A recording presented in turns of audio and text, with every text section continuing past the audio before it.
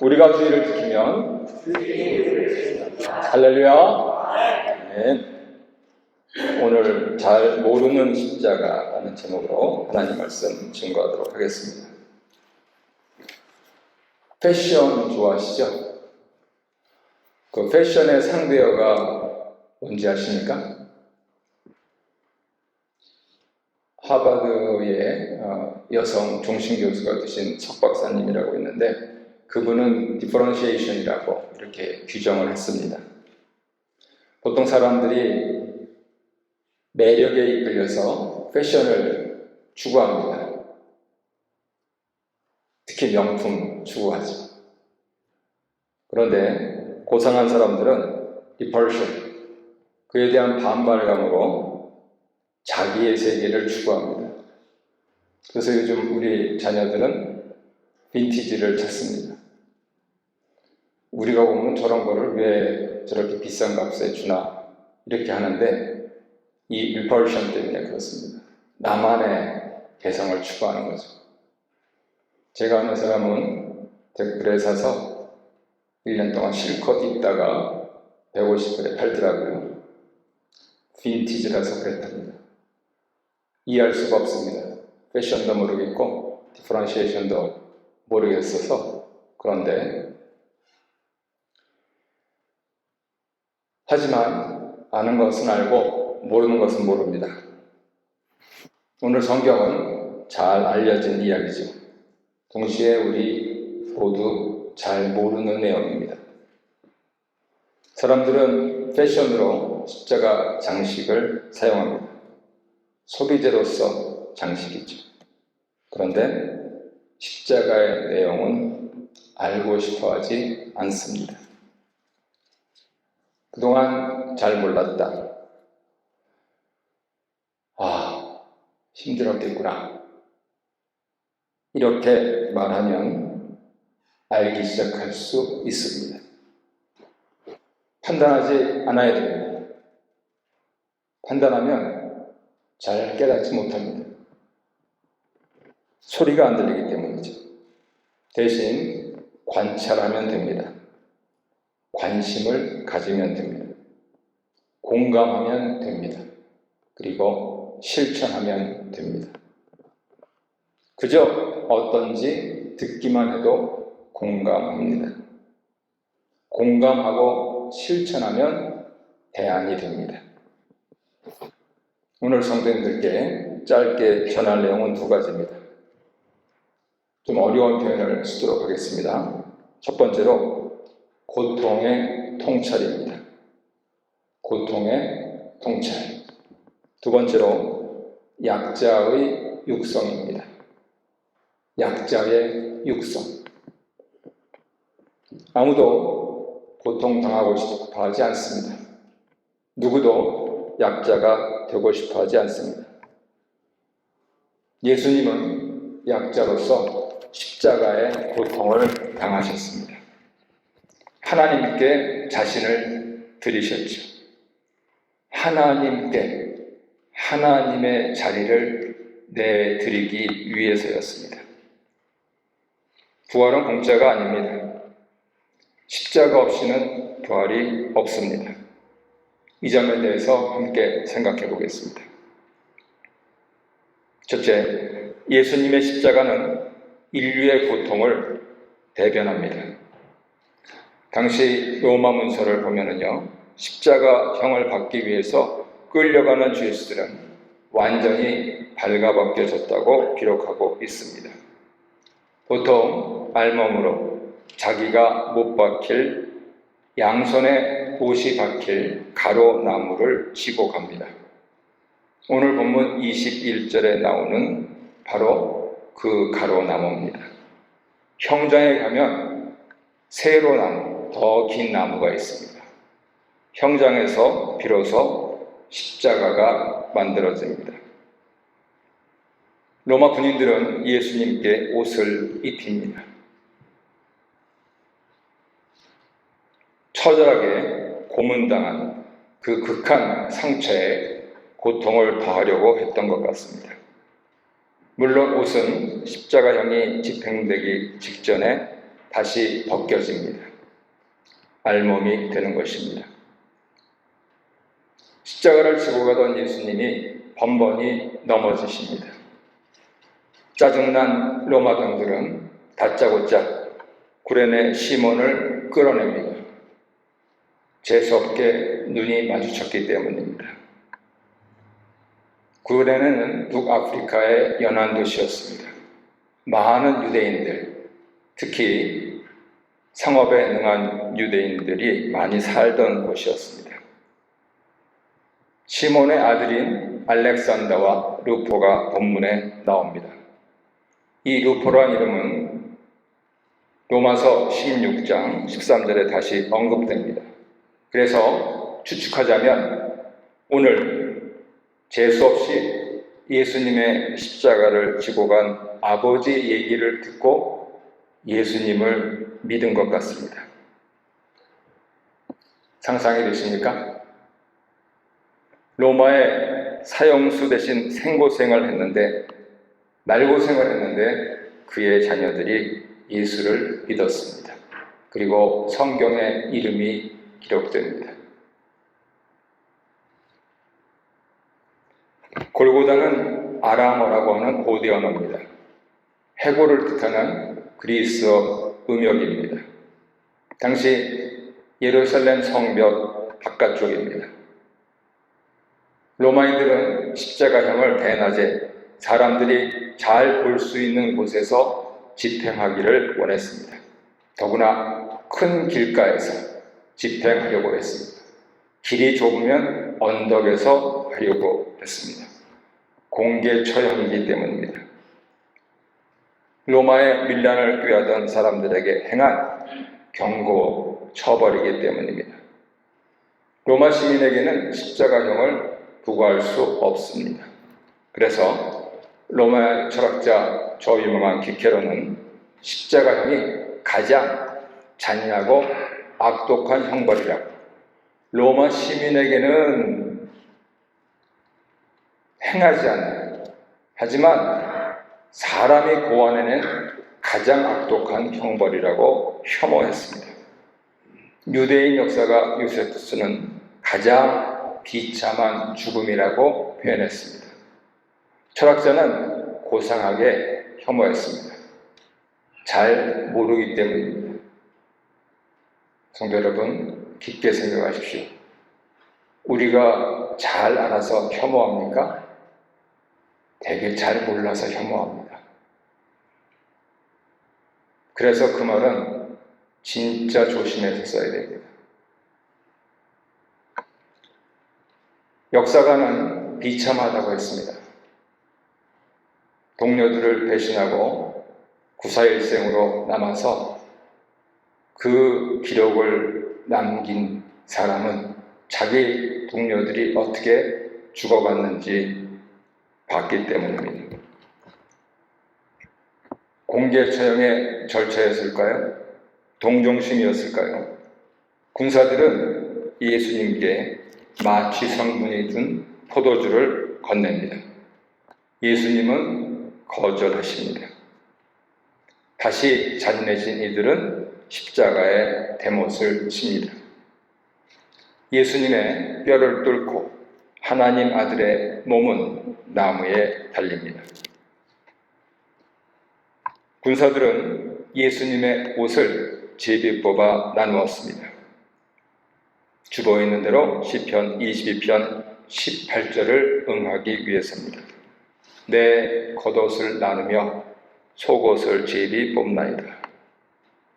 당시 대부분의 사람들에게는 옷이 한 벌이었습니다. 두 벌 있으면 있는 사람이었습니다. 사형수의 옷은 사형 집행인들에게 요즘 말로 하자면 재산을 불릴 수 있는 수단이었습니다. 마가는 예수님이 오전 9시에 유대인의 왕이라 적힌 죄패 아래 못 박혔다고 합니다. 예수는 로마 제국의 정치범으로 사형을 당한 것입니다. 로마는 예수를 정치범으로 죽였습니다. 예수님이 강도들과 함께 못 박힌 모습은 제자들에게 도전합니다. 기억하시죠? 마지막 예루살렘 유월절을 지키러 올라가실 때 야고보와 요한이 치맛바람을 일으켰습니다. 그래서 틀림없이 왕 되신다 생각하여서 주님이 영광 중에 오실 때 하나는 좌편에 하나는 우편에 앉게 해달라고 요청했습니다. 그런데 예수님께서는 이렇게 반문하셨습니다. 내가 마시는 잔을 너희도 마시려느냐? 예. 예수님이 마시는 잔이 무엇인가 하는 것이 실제적으로 어떤 결과를 낳는지 생생하게 보였습니다. 적어도 교회에서 십자가의 영광은 고통을 수반합니다. 교인들은 사순절 마지막 주간에 이것을 기억하려고 합니다. 기억하여서 역사를 전수하려는 목적이 있기 때문입니다. 대단한 열성 신자들은 자기 손에 직접 못이 박힙니다. 주님의 고통에 참여하기 위해서죠. 대부분의 개신교인들은 통찰에 참여합니다. 오늘 이 시간에 우리처럼 말이죠. 내가 질 십자가는 무엇인가? 주님과 동행할 나의 십자가는 무엇인가? 나는 오늘 이것을 해야 하는가? 우리 교회는 오늘 이것을 하지 말아야 하는가? 먼저 십자가 지신 예수님은 나를 1대1로 격려하십니다. 그래서 우리가 예배에 모였습니다. 내게, 우리에게 태인 십자가가 무슨 의미인지 머리를 조아리면 깨닫게 하십니다. 그리고 교회에 말씀하십니다. 우리의 십자가가 무엇인지 생각하라고 말이죠. 두 번째로 예수님의 십자가는 약자의 육성을 담습니다.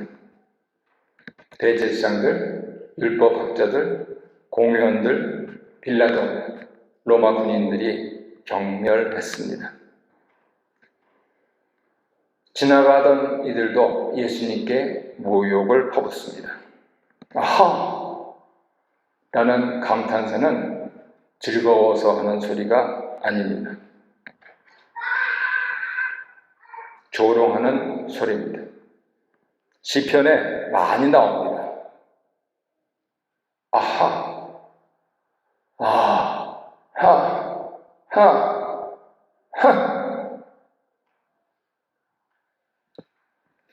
머리를 흔드는 행위 역시 경멸하는 몸짓입니다. 구약에 많이 등장합니다.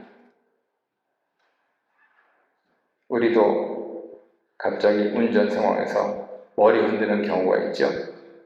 아이고 내가 잘못했네 그럴 때 하십니까? 아니면은 아이고 저거 이럴 때 하십니까? 무기력하게 십자가에 매달려 있는 모습을 보는 사람들은 강자입니다. 예수님은 로마 정치에 무관심하십니다. 대신 사람들을 사랑하셔서 십자가에 달리셨습니다. 사람들은 그가 정치적으로 패배했다고 여깁니다. 정치가 왕입니까? 유대인의 왕, 그것도 자칭. 그가 완전히 패배하여 그가 선포했던 하나님 나라 실현은 물거품이 되었다고 생각합니다. 그들에게 나사렛 예수의 십자가 처형은 또 다른 자칭 메시아가 지나간 것에 불과합니다. 그런데 그들의 말을 오늘날 교회가 주목하는 이유가 있습니다. 그들이 욕하는데 진리가 있습니다. 이런 상황을 가정해 보시죠. 너희들 예수장이잖아. 니들이 뭔데? 이렇게 욕을 먹는 상황을 가정해 보시죠. 그 속에 진리가 담겨 있습니다. 지나가는 사람들이 예수님을 모욕했다고 말합니다. 모욕했다고 합니다. 원어로는 신성 모독을 했다 이렇게 적혀 있습니다. 추측해보면 지나가는 사람들 중에는 오병이어를 먹은 사람도 있을 것입니다. 예루살렘 성전을 보시고 한탄하시는 그리고 선포하시는 예수님의 말씀을 귀동냥했었을 사람도 있을 것입니다. 그들은 그가 한번 먹인 빵은 이미 소화됐다. 그의 망상에 젖은 말은 빈말이 되었다. 이렇게 생각했습니다. 하지만 우리는 압니다. 2000년을 격하여서 왠지 모를 힘에 끌려서 압니다. 십자가에서 죽으심으로 말미암아서 사람들을 수탈하던, 특히 약자들을 수탈하던 성전 제사 시스템에 막을 내리셨습니다. 부활하심으로 말미암아서 새로운 성전이 되셨습니다. 십자가 그 장대에 매달려 시공에 길어 올려진 단 한 사람, 그에게서 비롯된 12 사도들, 이 소수자의 육성을 통해서 새 성전이 지어집니다. 그 민족도 아니고 그 나라 말을 아는 것도 아닌데 몇천 년을 지나서 우리 역시 십자가 앞에 우리의 머리를 조아립니다. 이 정신입니다. 이 신앙입니다. 대제사장들과 율법 학자들까지 동원되면서 3번, 3세판 우리 수요일날 선교사님들 간증을 읽고 있는데요. 우리 선교사님들도 3세판 무척 좋아하시더라고요. 하나님 음성이 한 번 들렸으면 움직이지 않으시더라고요. 2번, 3번 들으니까 아이고 주여 그러고 움직이시더라고요. 그런데 오늘 본문에 심지어는 그를 신성 모독하는 사람들의 입을 통해서까지 합해서 3세판 구원이 말해집니다. 그들은 조롱을 섞어서 말했습니다. 예수님은 고통과 약함 속에서 구원을 이루셨습니다. 우리는 압니다. 구원에 이르는 길은 단 한 가지입니다. 믿음입니다. 십자가를 보고 그 십자가를 내 것으로 받아들이는 것. 그래서 하다못해서 장식품으로서 십자가를 사서 거는 것. 그것부터 첫걸음을 띄면서 우리의 몸과 마음을 기울여서 듣기 시작하는데 구원의 길이 열립니다. 강자들은 자기들 입으로 외칩니다. 뼈가 남은 구원했으나. 그렇게 조롱할 때 예수님은 여러 사람들을 치유하셨습니다. 그 가운데 남자 제자들은 모두 심지어는 벌거벗고 주량랑을 쳤으나 여자 제자들은 십자가 아래서 죽으면 죽으리라 하는 심정으로 봤습니다. 그 예수님이 이 자리에 계심을 믿습니다. 성령님으로 우리에게 좌정하고 계십니다. 믿고 한 번도 빠짐없이 구원에 이르시기를 간절히 소원합니다. 같이 십자가에 못 박힌 두 강도도 예수님을 유혹했습니다. 마가는 그렇게 전합니다. 약자로서 인류를 위해 죄 없이 십자가 지는 상황에서 가장 낮은 자리, 사람이 어떻게 그보다도 더 비참해질 수가 있습니까? 같이 십자가에 못 박히지 않았습니까? 그럼에도 조롱합니다.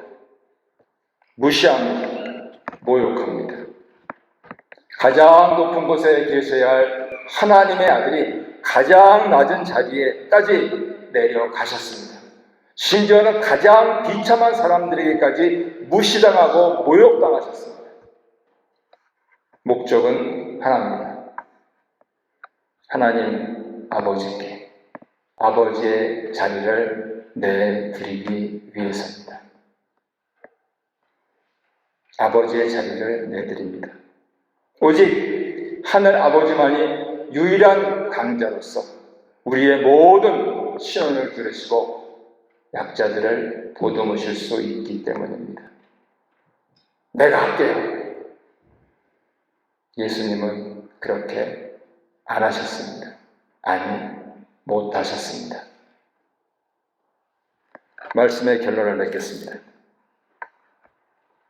사랑하는 성도님들이 십자가의 내용에 관심을 갖게 되시기를 바랍니다. 예수님은 십자가를 통해서 인류의 고통을 대신 지셨습니다. 누구나 예수 믿으면 구원받습니다. 예수님은 십자가를 통해서 약자들의 육성을 담아내셨습니다. 죽이면 죽일 수밖에 없습니다. 할 수 없습니다. 다시 살리실 분은 아버지 한 분밖에는 없습니다. 2022년 이제 2, 4분기, 3, 4분기, 4, 4분기를 사시면서 어쩌면 더 힘들 수도 있습니다. 나를 죄오는 이 시스템이 죄오는데 어쩔 수가 없습니다.